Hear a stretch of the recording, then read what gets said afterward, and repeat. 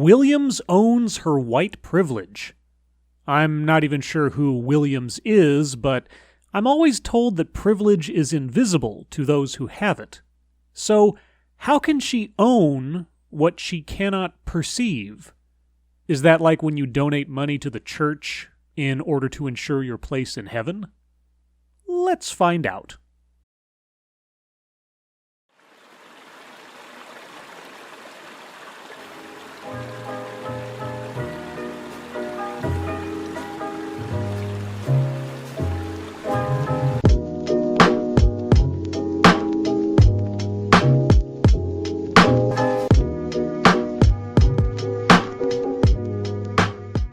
In an interview with MarieClaire.com, actress Allison Williams opens up about owning her white privilege. Oh, that Allison Williams.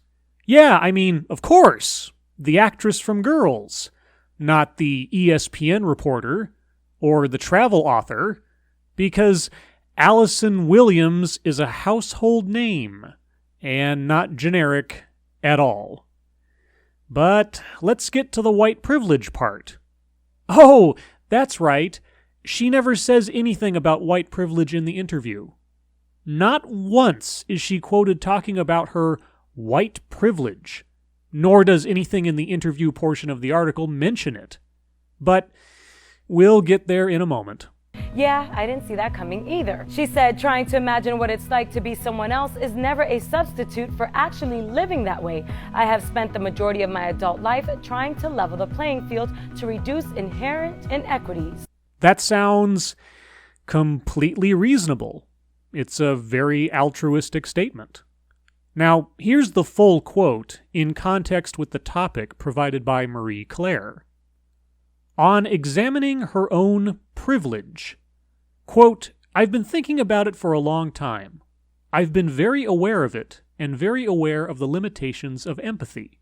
Trying to imagine what it's like to be someone else is never a substitute for actually living that way, for acknowledging the respect that we need to have for each other's experiences. I was lucky to be raised by people who were very intent on making sure that I understood all of that from an early age.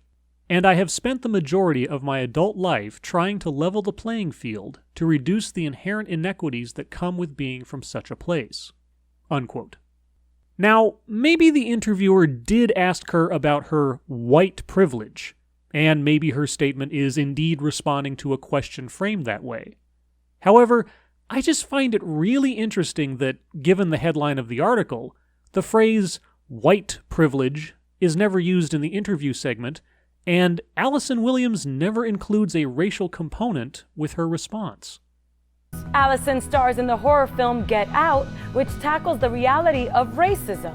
A horror film tackling the reality of racism. Hey, this looks like a job for my crack addiction. In Get Out, Allison's character is dating a black man, while her character is aware of the racial prejudices a black man faces in America. Her family and her hometown may not be. The racial prejudices that face black men in America. Which are those? I mean, is this a movie that's set in the 1960s? Because prejudice against black people and mixed-race relationships isn't exactly the same today as it was, say, back then. And that story has already been told on film. Though, I guess turning Guess Who's Coming to Dinner into a horror film, rather than just doing another tired remake, is kind of original. Actor Bradley Whitford, who also stars in the movie, said the film's goal is to give viewers a new way of looking at white liberal racism. White liberal racism. Is that what he said? Let's see. Quote, what's really interesting about the film is it's not a horror movie about overt racism, but it's a very interesting way of looking at unconscious white liberal racism, unquote.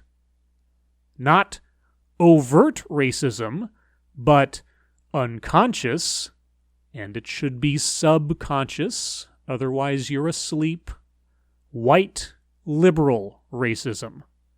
That's awfully specific.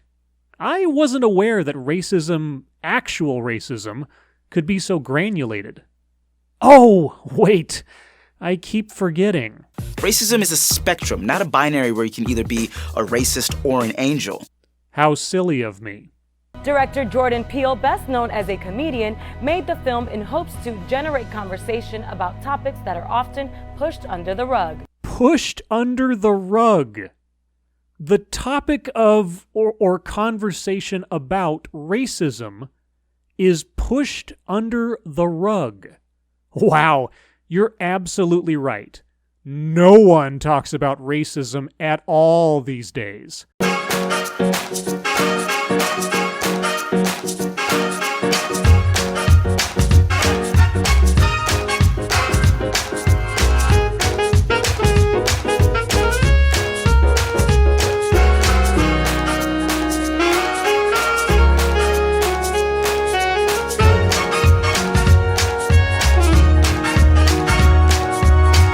Thank goodness we have this new horror movie to really heave that topic out into the daylight. So brave. So very brave. Allison added, maybe race can be best thrust into conversation from a genre that feels very unfamiliar. Showing Get Out to a room full of strangers and having them react lets them be introspective and see the way certain images affect other people.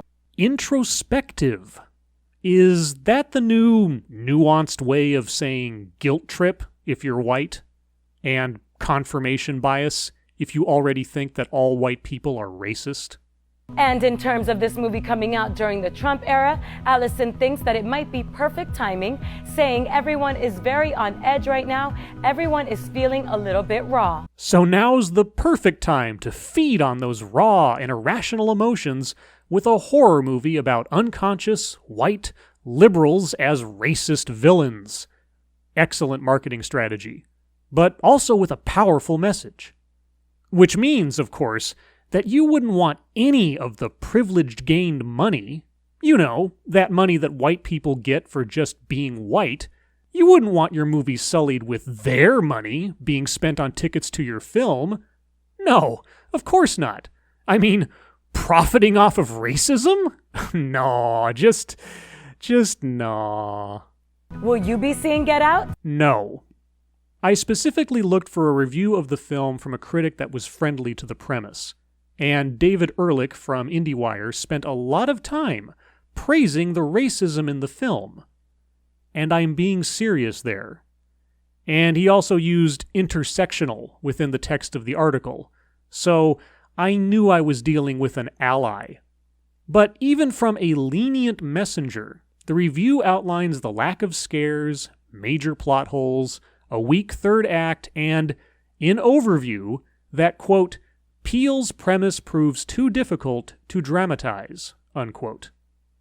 I guess there's just something about making skin color the monster of your movie that's difficult to take seriously.